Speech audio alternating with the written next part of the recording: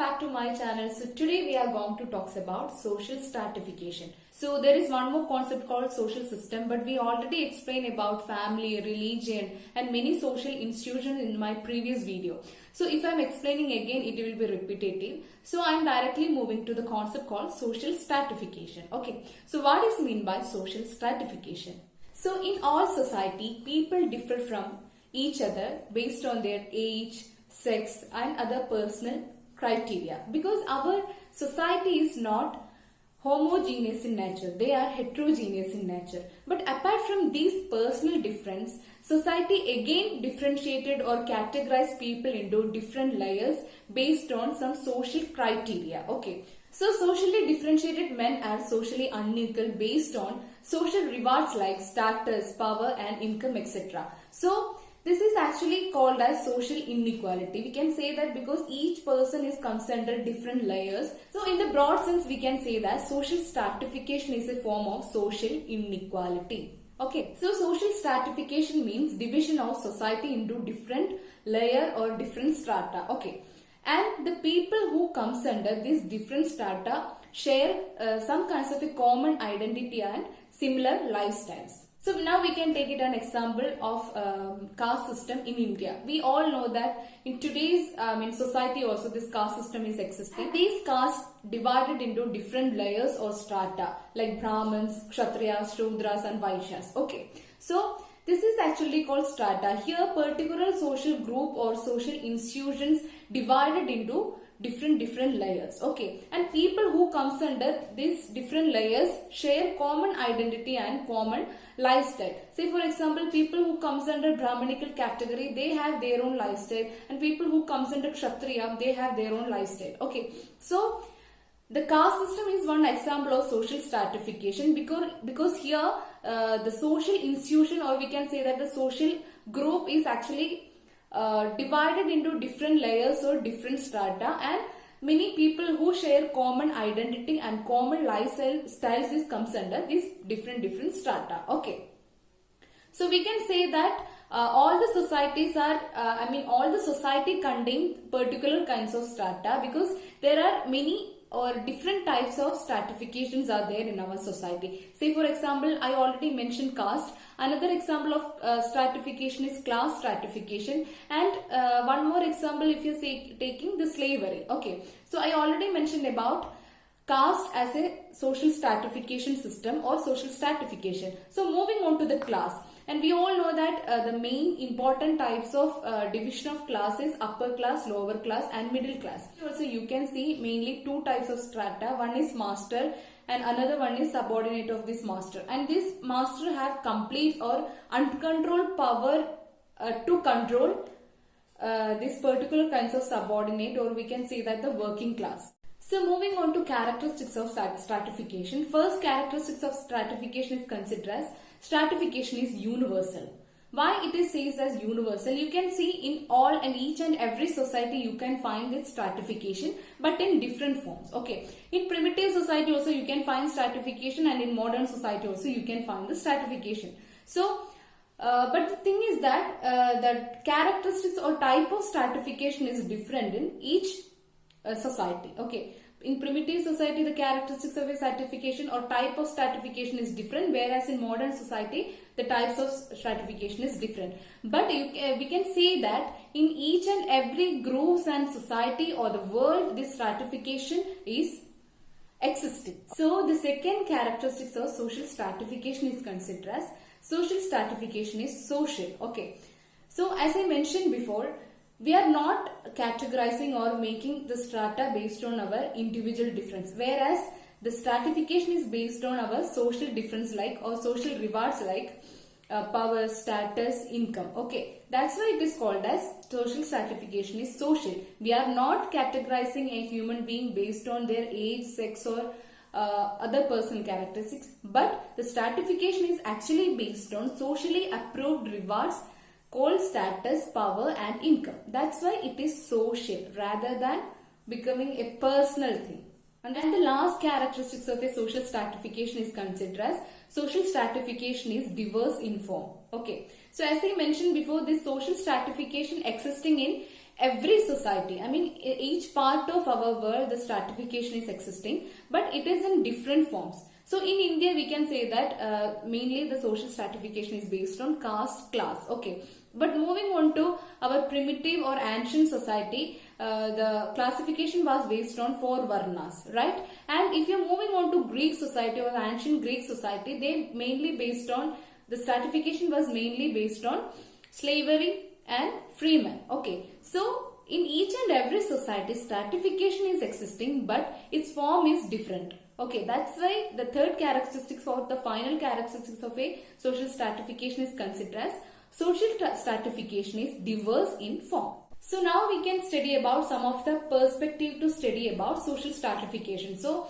according to UGC syllabus, we have to understand especially functionalist perspective, Marxist perspective and Weberian perspective. So first we can talk about functionalist perspective. Here Davis and Morse actually gave a especially the perspective of functionalism. What they say is that in each and every society you can see that human beings have jobs. But some jobs are very simple. Say for example cleaning and serving teas in restaurant. This is considered as very simple job and we don't need much skills to perform, or we don't need much intelligence to perform this skill. Whereas people who are using their brain or more intelligence and skill, they are working into some different sectors like developing some particular kinds of program or in medical sector, and you can see many different sectors. Okay. So according to Davis and Morse, the people who is doing more intelligence and more skilled work, they are entitled to be more power, whereas the people who is doing very simple work and who is not doing taking much intelligent work are comes under less powerful people. So people who is having more intelligence consider as they having more power, but people who is doing very simple work comes under less powerful people, or their power of wealth is considered are making the strata here. So now we can check on to the Marx perspective of stratification. According to him, in each and every society there are mainly 2 types of strata. One is bourgeois strata and another one is proletarian strata. So bourgeois means those who are having their own business and production, and proletariats means those who are working for bourgeois. So according to Karl Marx, this bourgeois is always exploiting this working class, but working class are not conscious about, or they are unaware about the exploitation of bourgeois, because bourgeois always providing affordable food and proper living condition for the working class. Okay, but through these bourgeois are actually exploiting the workers. But what Karl Marx foresaw that there can be a workers' revolution for changing this situation. Okay, but he believed that one day workers would realize this, that bourgeois are exploiting them, and they will make a common identity or collective consciousness and work to overcome this. But that is actually not happened in our present society. But instead of that, what happened? There are many labor unions came out, and they made they tried to make their own union and tried to make different kinds of act and law for protection of laborers, rather than making a workers' revolution, or we can say that global revolution. So we can say that the Karl Marx perspective, or what Karl Marx saw or hypothesized, didn't happen in our present society. Now we can move on to Max Weber perspective. So according to Karl Marx, the person or the bourgeois is comes under upper class, whereas what Max Weber says that it is not only the person who own their own business or who own their own production is comes under upper class, whereas the social class is actually the product of 2 things. One is prestige and power. So if a person who is having or who is trying to make their own prestige and power is also comes under upper class. Okay, that is not only bourgeois class considering us, but whereas people who is having prestige and power also can comes under the upper class. Okay, Weber argues that properties can bring prestige. Okay, as I mentioned before, 2 elements are actually Weber point out. One is prestige and power. So this prestige can comes under through different sources. So if a person is good at athlete, and if a person is good in movies or acting in film, so all these things actually bringing prestige to the person. So if they are not owning their own business and their own production also, they can comes under upper social classes. Okay, these prestige can bring the property. So if a person having good properties and if a person having more wealth, anyway they will comes under other classes, and if people are holding less property and less wealth, they will comes under low social classes. Okay, are the major things of social stratification. So I haven't explained about social system, but I'm thinking we can check more question from the social system called family now, and later we can check the question of social stratification. Okay. First question. A dash family consists of husband, wife and their unmarried children. The right answer option D, nuclear family. In dash family, primary emphasis is placed upon husband-wife relationship. Right answer option A, conjugal family. On the basis of dash, we can divide family into nuclear and extended. Right answer option A, organization. Who has defined family as a group governed by a sex relationship sufficiently precise and enduring to provide for the procreation and upbringing of children? Right answer option B, McKeever. In dash, which families does the authority vest in the women head of the family with the males being subordinate? Right answer option A, matriarchal family. Who among the following follow the matrilineal family system? Right answer option A, Nayars of Kerala. The functionalists are primarily concerned with the dash of social stratification with its contribution to the maintenance and well-being of society. Right answer option A, function.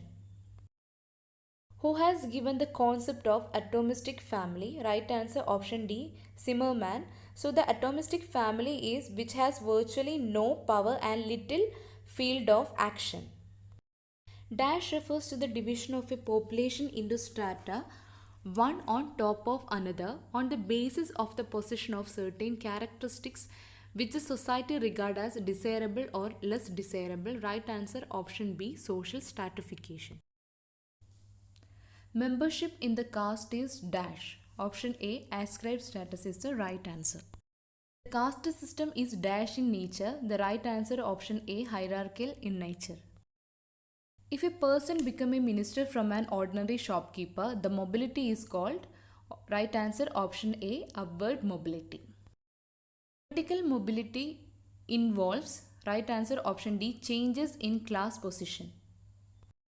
Caste is an dash group. Right answer option C, endogamous. Last question. If a teacher leaves one school to work in another is called dash. Right answer option B, horizontal mobility.